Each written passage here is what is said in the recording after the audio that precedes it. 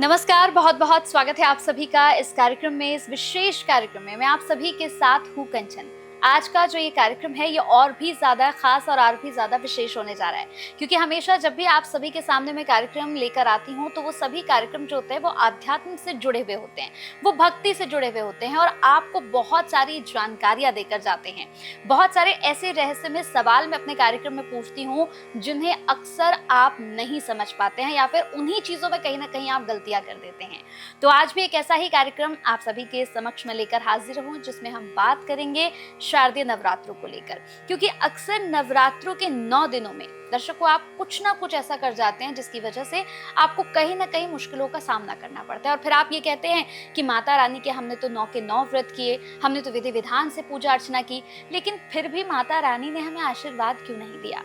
अरे भाई, कैसे आशीर्वाद देंगी जब उन 9 दिनों में ही कहीं ना कहीं आप कुछ ना कुछ गलत कर रहे हैं।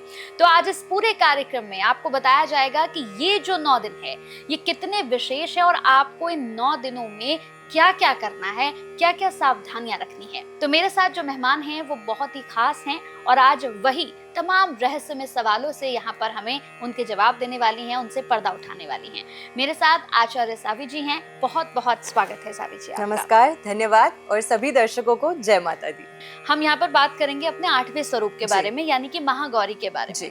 कहते हैं कि माँ महागौरी जो है ये भी बहुत स्वीट, बहुत सौम्य देवी हैं और बहुत जल्दी प्रसन्न हो जाती हैं महागौरी। तो महागौरी को हम कैसे प्रसन्न करें, कौन सा पुष्प चढ़ाएं और क्या भोग लगाएं माता रानी को? बिल्कुल, देखिए माँ महागौरी का एक ऐसा स्वरूप है जो जब भी आप देखेंगे कि शिव जी के साथ जो स्वरूप माँ दुर्गा का विराजमान होता है, माँ पार्वती का, वो माँ महागौरी का ही स्वरूप होता है।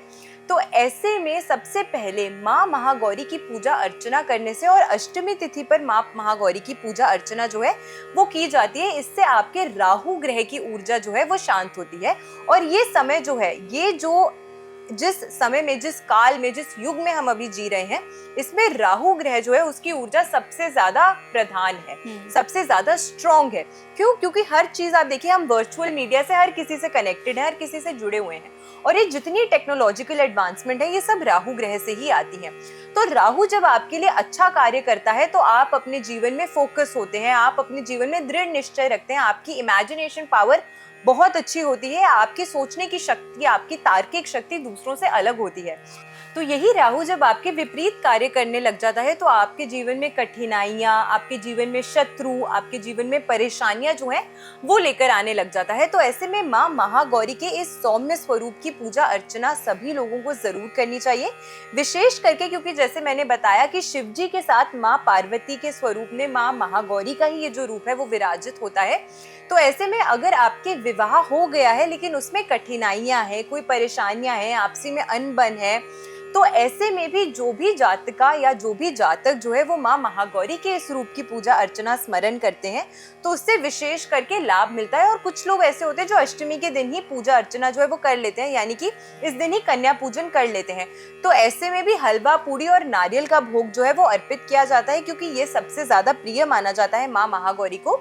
लेकिन इस दिन अगर कन्या पूजन नहीं कर रहे हैं तो ऐसे में भी आपको खास करके नारियल का जो भोग होता है वो तो जरूर ही आपको अर्पित करना चाहिए माँ महागौरी के इस स्वरूप को। और माँ महागौरी की भी पूजा अर्चना से आप देखेंगे कि आपका विशुद्धि चक्र, कम्युनिकेशन, यानी कि पार्टनर के साथ अगर मतभेद हो रहे हैं तो कम्युनिकेशन का उसमें इंपॉर्टेंट रोल है।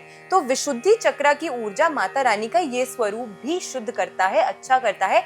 तो अगेन अष्टमी के दिन एमेथिस्ट जो क्रिस्टल आपने लिया था उसको हाथ में पकड़कर आपको साधना या मंत्र जाप जरूर करना चाहिए। उससे भी आपके पार्टनर के साथ संबंध अच्छे होते हैं, रिलेशनशिप्स में क्लैरिटी आती है। बिल्कुल, बहुत अच्छा लगा आपसे मिलकर और मुझे लगता है कि इस कार्यक्रम में जितने भी लोगों के मन में भ्रांतियां थी, कंफ्यूजन्स थी कि भाई हम कैसे नवरात्रि के 9 दिनों में पूजा अर्चना करें, माता रानी को कौन सा भोग लगाएं या फिर माता रानी को कौन सा पुष्प चढ़ाएं, क्या हमें करना है और क्या नहीं करना है, आप बस इस कार्यक्रम से ही समझ सकते हैं। इस पूरे कार्यक्रम में आपको यही बताया गया कि आपको कैसे पूजा अर्चना करनी है, माँ को क्या भोग लगाना है, क्या गलतियाँ आप कर रहे हैं। देखिए गलतियाँ मत करिए, क्योंकि पूजा अर्चना हम जब भी करते हैं ना तो हमारा भाव जो होता है ना, हमारा भाव उस पूजा में निकल कर सामने आ जाता है, हमारी श्रद्धा निकल कर बाहर आ जाती है।